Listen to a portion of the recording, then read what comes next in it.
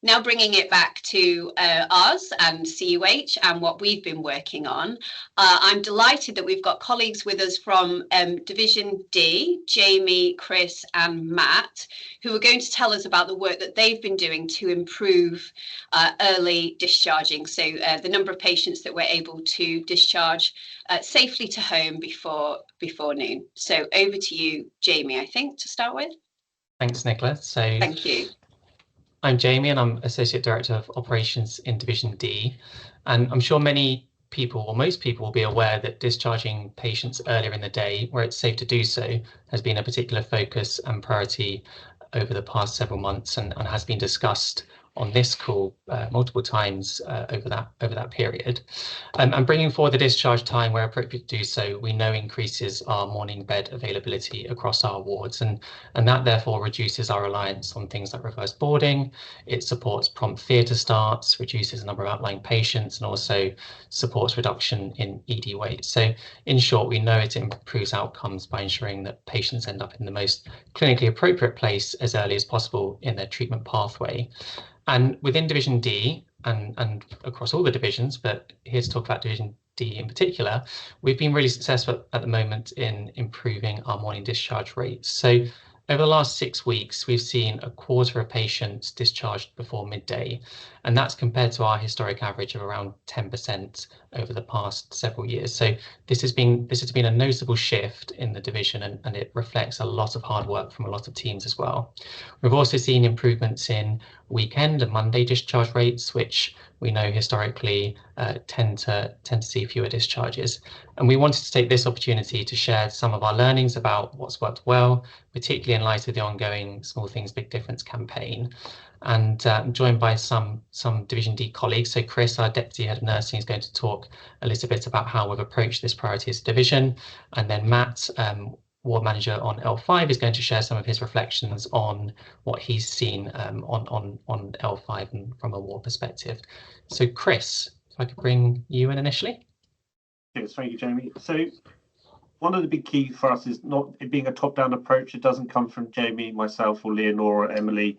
It comes from within the team themselves. So every day, multiple times a day, we meet as a division to discuss our discharges, our plan for our discharges, who can go the next day, who are our golden patients. And that is owned by the nurses in charge of the unit, be they band 6s or band 5, being supported by their ward manager. And I'm quite new to the division, and you walk onto wards and you can hear those conversations. I was privileged to go to a board round last Friday, and a medical consultant was engaged with who he wanted to be a priority discharge tomorrow.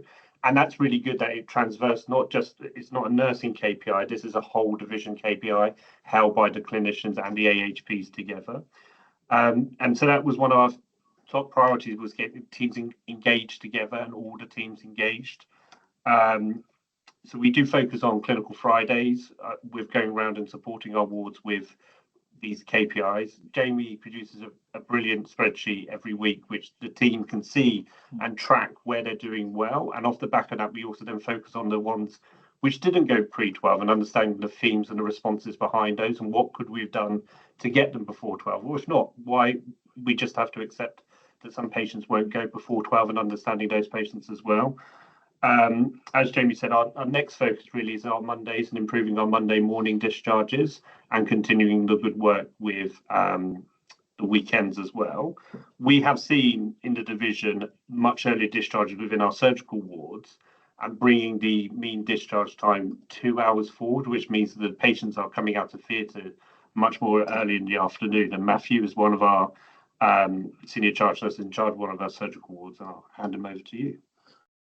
Yes, so we've seen like the culture for pre-12s has dramatically changed. So we've got, for example, the pharmacists involved and the physiotherapist team and the occupational therapist team are involved now. So we're highlighting at the MDT the day before, and we're doing every kind of all the unblockers to get that patient through the door on the day.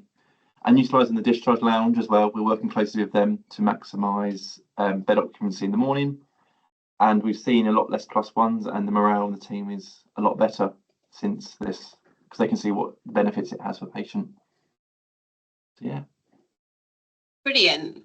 Thank you so much. Really great to hear that sort of brought to life. And I have seen the data, obviously, as you can imagine, I've been looking at the data, and it is really noticeable, that shift. I mean, Jamie, you gave us that headline of 15% to 25%. Was it 10? No, sorry, 10% to 25%, and therefore you're able to discharge another 15% of your patients before noon as a result of the work that you've been doing.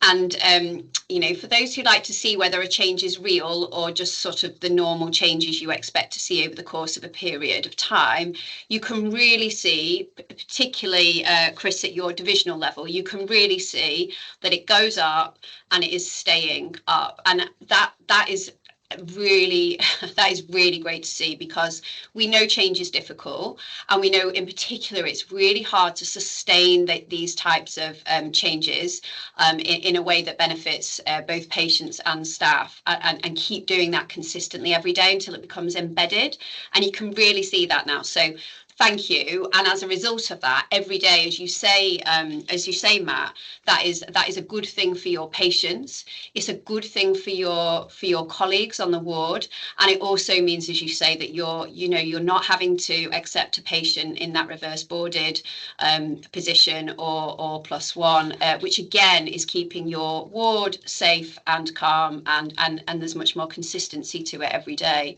So a massive thank you. Just in terms of doing the work itself, Matt, what was it you found? Was there anything that you found sort of most surprising as you were going about it? What did you learn that you didn't expect to learn? Or so one of the biggest things I think we learned was actually, by working closely, particularly in vascular, for example, by working closely with the therapies, that is the biggest block we have for getting people home, and particularly by the day before review and not leaving it on the day, we are seeing a big, positive impact. I think it's initially it was hard to get people engaged, but once you do it regularly, it works. So just stick to it. Yeah, great. And do you think it is now embedded? How much sort of day-to-day management does it need from you, or do you feel like it's started to become part of the rhythm of the ward? So it's part of the ward, I think, because the HCAs are involved. We've got our ward clerk involved with it now as well. And to be honest with you, they know what they're doing. I don't need to prompt them. To be honest with you, it's good. They do it all themselves. Yeah, great. And how do you feel sort of clinically, you're responsible for a very complex ward with your vascular patients. How do you feel from a sort of clinical point of view in terms of the care? Do you feel it's made the ward safer and sort of easier to definitely manage? It's safer because you're not using a +1 bed or reverse board beds, and patients have got the right resources and in the right place. They're not, been 16 hours, for example, in A&E, so they're on the ward where they've got the specialist doctors to look after them, etc. It's very positive outcome. Yeah, great. Thank you. And Chris, we've heard obviously about this being done in practice on a surgical ward. Obviously your data must encompass most of your wards, otherwise you wouldn't be able to see it looking like that at divisional level. So is this an approach that works on medical wards as well?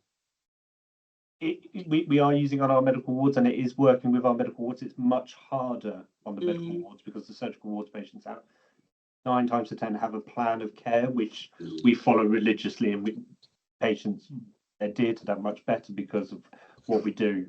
But we are seeing that improvement, especially within K3 recently. There's been a big improvement, and our conversations we had with Pat Worth about taking patients early in the day supports us earlier in the day. So it's not always about discharging them home, it's about ensuring that they're moved to the right place at the right time as well. So we see that with our rehab wards are discharging earlier as well, which then means we get better internal flow stepping down from the A block. So it's not just about getting patients home for us, it's about also working with care homes, working with other hospitals, and ensuring we get patients out earlier. Yeah, great, thank you. So you're saying, look, in medicine, it is different. It partly, as you say, you don't have that plan to work through and adhere to in quite the same way, but it is doable. It just takes you're sort of using a few different tools to get there. Okay, that's really helpful. Thank you. And where do you want to go to? Is 25% where you want to get to? Is that the target that you set yourselves, or do you want to go further? We think there's definitely an opportunity to go further. I think with some of the processes that we have embedded, we have a really good view as a division and at ward level of what the opportunity missed was on a given week, because ward teams are reviewing all of the discharges and trying to identify learnings or improvements. So we have quite a good sense of that, and we're quite aware from that detailed work of the variation that we are going to see across wards, whether that be medical versus surgical or other wards based on the services. So we think we can go a bit further as a division, and we think in particular that we can establish more consistency day to day, week to week, weekday versus weekend, etc. And that's really what we're aiming for in the interim. And I think, just to echo some of what Chris and Matt have said, we did a series of ward visits a couple of months ago, 3 or 4 months ago, and asked ward teams, are you aware of the priority?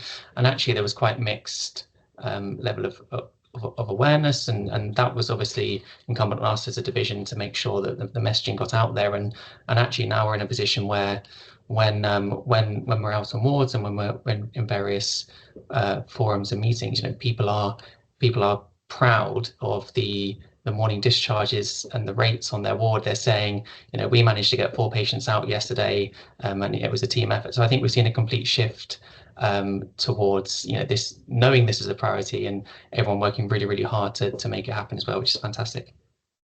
Brilliant, thank you so much. And Matt, as you said, that means fundamentally your patients are getting to the right place, which is your ward, more quickly, and spending less time waiting for that bed in the emergency department, which, as we know, does have a significant impact on their outcomes. So thank you so much. Absolutely fabulous to hear about that. And for anyone listening who wants to hear more about it, thinks that some of the approaches could work in their clinical areas on their wards, then who can people get in touch with? Any one of us, and or also Emily or Leo as well from the division. Great. Okay, and you're happy to share and support others? Yes, definitely. Yeah. Brilliant. Thank you so much. Okay, so do follow up, either if you've got a story of your own that you would like to talk about on CUH Weekly, or if you would like to hear more from Jamie, Chris and Matt. So thank you, and keep going.